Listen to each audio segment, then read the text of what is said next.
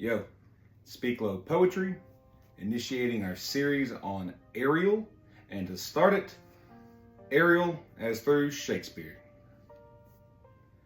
Ariel became a powerful metaphorical convergence point, the perfect literary cipher for transformation, invisibility, and rebellion. Ariel shifting from an ancient poetic name for Jerusalem and the altar hearth of the temple of fire and sacrifice, to the archangel of elemental forces, of air and spirit. Then in Shakespeare's The Tempest, his final great play, Shakespeare's Ariel appears not merely as a character, but as a phenomenon, an airy spirit born not of earth, but of element, a creature of wind and fire, bound to temporary service to his outcast magician, Prospero. Yet even in servitude, Ariel is rebellion incarnate, an invention of Shakespeare's genius, even as his play's soul echoes with the ancient transformation of Ovid's Metamorphoses. Through English folklore, through alchemical texts and Elizabethan occult, the fame and flight of Shakespeare's Ariel rise, not just as a helper, but as a herald of metamorphosis. Next, during the Enlightenment, Shakespeare's works were increasingly analyzed and paralleled with other literary genres. The figure of Ariel, neither wholly freed nor fully enslaved, touches many of the best minds that follow.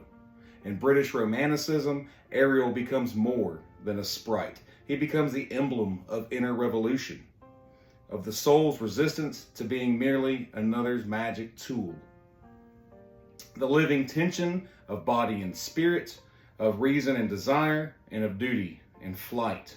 Mary Wollstonecraft would see Ariel in her own literature for liberation, from social servitudes, from being shaped by patriarchy, and from the idea that woman was a role to be filled rather than a spirit to be known.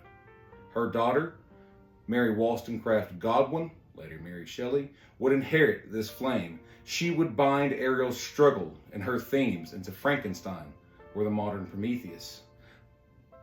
And as her Victor does in the same text as what Shakespeare once had in his primal Ariel, the books of transformation and of spirit materialized. Her parents, Godwin and Wollstonecraft, would have recognized in Ariel the embodiment of the ideals that they cherished. Ariel reflects the tensions, as said, between body and spirit, education and gender roles.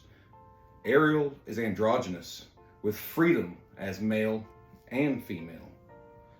Though rational, Wollstonecraft would have seen Ariel as haunted by control, order, subjection, yet moving toward release. And to close, in our first series on Ariel is a soliloquy as Shakespeare passing his magic staff and concluding his literary canon through the vessel of Ariel. Now no command, no ring, no call. The isle is mine, and I am wind alone. Once bound to thought, to vengeance, sweet and cruel, I danced at the back of a broken man's grief. But mercy opened my invisible cage. I sang the bones to choral, turned pain to music. It never felt my name until now. Oh, brave new silence, where no voice owns me. I go to climb the clouds, to echo in leaves, to teach the sea new lullabies. Farewell, thou world, farewell, thou master. I vanish. I begin.